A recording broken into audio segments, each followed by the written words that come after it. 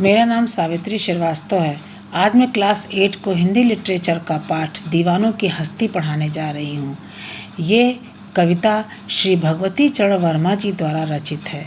ये कविता आज़ादी के पहले लिखी गई थी, जब हमारा देश अंग्रेज़ों का गुलाम था और बहुत ही कष्टमय जीवन व्यतीत कर रहा था।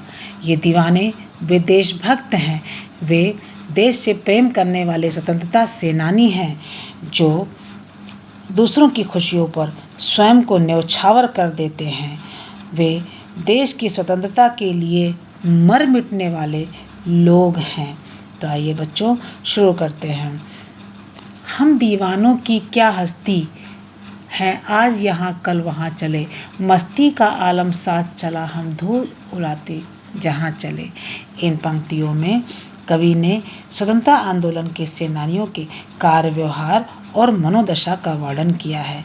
कवि कहते हैं कि आज़ादी के लिए अपना सब कुछ अर्पित कर देने वाले ये लोग जो जोश से भरे हुए हैं, उनका कहना है कि देश की महानता और गरिमा के सामने उनकी कोई हस्ती नहीं है। वे तो स्वतंत्रता के दीवाने हैं तथा अंग्रेजी सरकार के खिलाफ नीतियां तय करने के लिए वे एक जगह से दूसरे जगह जाते हैं, बेफिक्री से जाते हैं, वे हंसी खुशी से जाते हैं और उनके अंग्रेज़ों के खिलाफ नीतियों का निर्माण स्वयं करते हैं। आए बनकर उल्लास अभी, आंसू बनकर बह चले अभी, सब कहते ही रह गए अरे तुम कैसे आए कहाँ चले। इन पंक्तियों में कवि ने दीवानों को लोगों के बीच आने को उल्लास कहा है और लोगों की प्रतिक्रिया के बारे में बताया है कि उनके जाने से लोग उल्लास से भर जाते हैं, खुशियों से भर जाते हैं। वे जहाँ जाते हैं लोग खुश हो जाते हैं और उनके जाने पर लोग दुखी हो जाते हैं। सब कहते ही रह गए अरे तुम कैसे आए कहाँ चले। वे तो बस उनके जाने पर यही कहते हैं तुम कैसे आए थे और कहाँ चल दिए। वो नहीं चाहते हैं, वहाँ के लोग नहीं चाहते हैं कि उन्हें छोड़कर वे स्वतंत्रता सेनानी, वे देशभक्त कहीं और जाएं। किस ओर चले ये मत पूछो, चलना है बस इसलिए चले, जग से उसका कुछ लिए चले और जग को अपना कुछ दिए चले। इन पंक्तियों में कवि ने दीवानों के मस्त स्वभाव और उनकी गतिविधियों का वर्णन किया है। जब लोग उनसे कहते हैं कि आप इतनी जल्दी कैसे चल दिए, तब उनका जवाब होता है कि हमसे ये मत पूछो कि हम किस ओर चले, हमें तो बस चलना है, हमको तो बस खुशियों का प्रचार और प्रसार सब जगह करना है, कहीं एक जगह तो हम ठहर ही नहीं सकते हैं।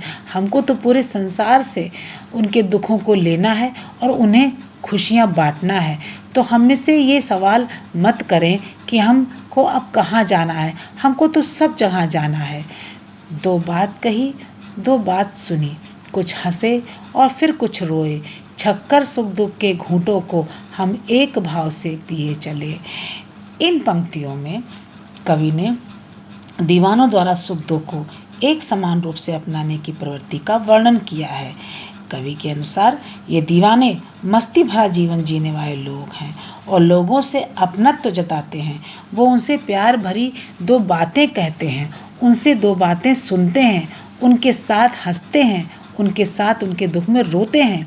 वे सुख और दुख को समान रूप से अपनाते हैं। ऐसा नहीं कि वो सुख में बहुत खुश हो जाते हैं और दुख में रोने लगते हैं, नहीं, उनके लिए सुख दुख बराबर है। वे तो बस लोगों के सुखों को देखना चाहते हैं, उनको सुखी देखना चाहते हैं और उनके दुखों को ले लेना चाहते हैं। हम भिखमंगों की दुनिया में स्वच्छंद लुटा कर प्यार चले, हम एक निशानी सी उर पर ले असफलता का भार चले। ये इन पंक्तियों में कवि बता रहे हैं कि जो ये दीवाने हैं वे कहते हैं कि हम भिखमंगों की दुनिया में अभावग्रस्त जीवन जीने वाले लोगों के बीच हैं और उनके बीच हम बेफिक्री वाला प्यार लुटाना चाहते हैं, स्वच्छंद प्यार लुटाना चाहते हैं। उन्मुक्त प्यार लुटाना चाहते हैं, क्योंकि वो जानते हैं कि हमारा देश गुलाम है और उस गुलामी की जंजीर में जकड़े होने के कारण वे सभी बहुत दुखी हैं। लेकिन वे देशभक्त ये भी जानते हैं कि आज़ादी को प्राप्त करना आसान काम नहीं है, इतना आसान नहीं जितना हम लोग सोच रहे हैं। इन अंग्रेज़ों को भगाना बहुत ही कठिन कार्य है। तो ये दुख जो है वो अभी अस्थायी रूप से ही दूर हो पा रहा है। वे जानते हैं कि उनके दुखों को वो स्थायी रूप से दूर नहीं कर पा रहे हैं और जिसकी असफलता का भार वे अपने हृदय पर लेकर चल दिए हैं। अब अपना और पराया क्या, आबाद रहें रुकने वाले, हम स्वयं बंधे थे और स्वयं हम अपने बंधन को तोड़ चले। इन पंक्तियों में कवि ने जो उन दीवानों के उन मनोदशा का वर्णन किया हुआ है जो मातृभूमि को स्वतंत्र कराने वाले लोग हैं। उनके लिए ना तो कोई अपना है और ना ही कोई पराया है। वे तो सभी को समान रूप से देखते हैं। बस वो तो चाहते हैं कि जो लोग हैं वे अपने ही स्थान पर रहकर हंसी खुशी जीवन बिताएं, उल्लास से परिपूर्ण जीवन बिताएं। वे तो जो देशभक्त हैं, जो स्वतंत्रता सेनानी हैं, ये तो अपने नियम खुद बनाते हैं, अपनी नीतियाँ खुद तय करते हैं और उन्हीं नीतियों में खुद बनते हैं और खुद ही उन बंधनों को तोड़ करके चले जाते हैं। उन्हें अंग्रेज़ों की नीतियों से कोई मतलब नहीं है। वे तो बस अपने देश का और देशवासियों का ही भला चाहते हैं। तो बच्चों, इस कविता में आपने देखा कि जो ये स्वतंत्रता सेनानी हैं, ये देश के गौरव के लिए मर मिटने वाले लोग हैं, देशवासियों के लिए मर मिटने वाले लोग हैं। वे देश के हर एक रहने वाले को, हर एक देशवासी के जीवन में खुशियाँ ला देना चाहते हैं। उनके लिए अपनी कोई हस्ती नहीं है। देश का सम्मान, देश का मान सम्मान, देश का गौरव ही उनके लिए सर्वोपरि है, जिसके लिए वे अपने प्राण तक न्यौछावर कर देना चाहते हैं। बच्चों, आपने इस कविता को समझा। अब इसी पर आधारित कुछ शब्दार्थ हैं जिन्हें आप देखिए और इन्हें आप समझ करके याद कीजिए। जैसे दीवाने, इनका अर्थ है बेफिक्री तथा मस्ती का जीवन जीने वाले स्वतंत्रता सेनानी। हस्ती, औकात, सामर्थ्य, मस्ती, खुशी, आलम, संसार, छक्कर, जी भरकर, स्वच्छंद, बंधन रहित, उर, हृदय, आबाद रहना, एक स्थान पर बसकर हंसी खुशी का जीवन बिताना।